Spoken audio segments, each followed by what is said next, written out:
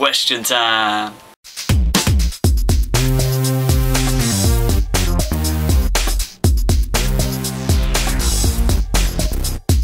Heathen Fidel asked me, what is the most annoying argument for anything I've ever heard?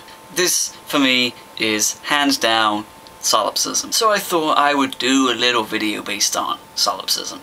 Yay! Solipsism, for anybody who doesn't know, is the belief that your mind is the only thing that exists. Okay, that's more of an extreme solipsism.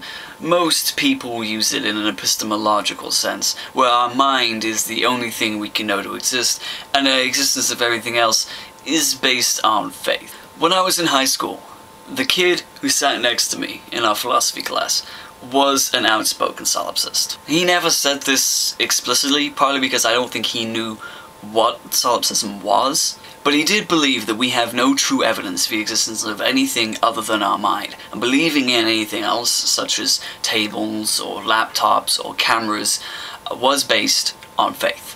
He criticized atheists, me especially, for having a standard of evidence and trying to neglect faith wherever we could. He claimed that being as everything, even down to the existence of TVs and phones and even our own bodies, is based on faith, then having faith in a higher power is not all that absurd. But you can go down so many dangerous roads with this. Let's put it this way.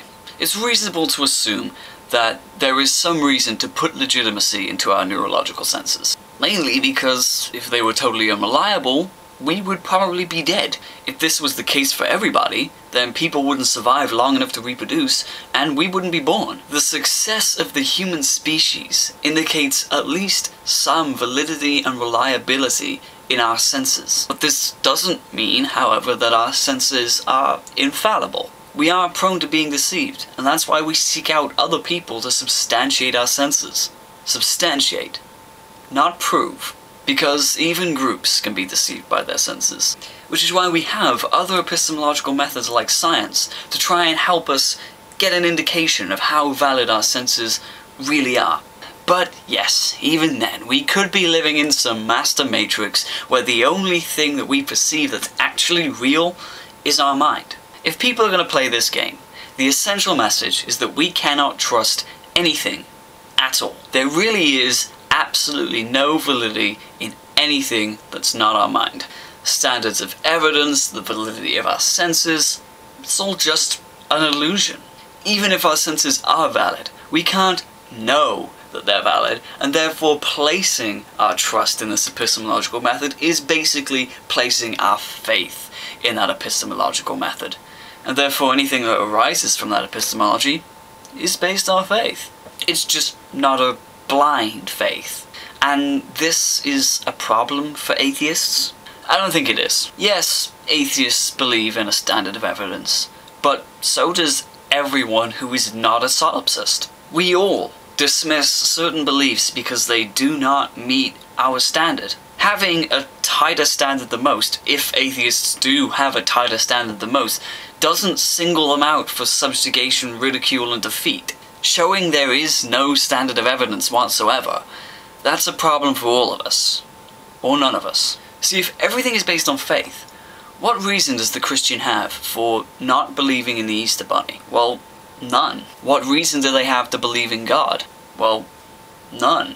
If we have nothing we can claim is a reliable indication of validity, then everything is based on faith. What we believe is essentially nothing more than picking our beliefs out of a hat. They're all just as valid and likely as each other. They're all equally as likely to be wrong. You could believe everything. You could believe nothing. You could believe whatever random jumble of things is most likely to give you a giggle. It's all your choice. Whatever you choose to put your faith in. If our beliefs really are a free-for-all, the Christian can believe in God, and that's fine. It's based on faith. But the atheist can choose to reject that, and there's nothing wrong with that. Based on faith. This week's humdinger comes from a comment somebody posted on my channel. There's a little back and forth that we have based on the occupation I have listed on my profile. Part-time sex god. You're welcome. Then they came out with this.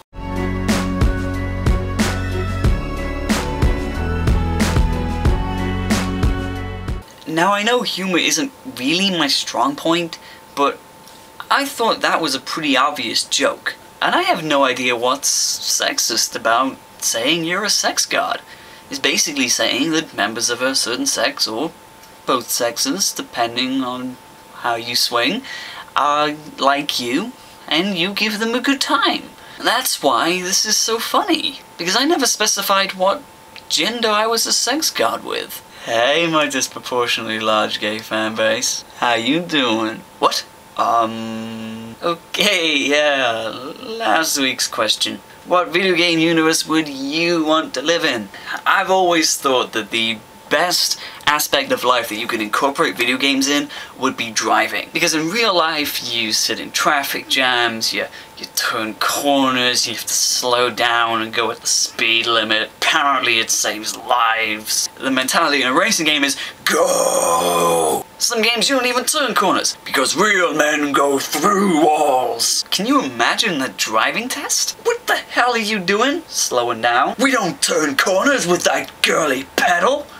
No, real men pull on the handbrake and swerve. But if I had to choose an entire universe to live in, Pokemon. How amazing would it be to just be hanging out with your friends and you want to go catch a Pokemon? Why not?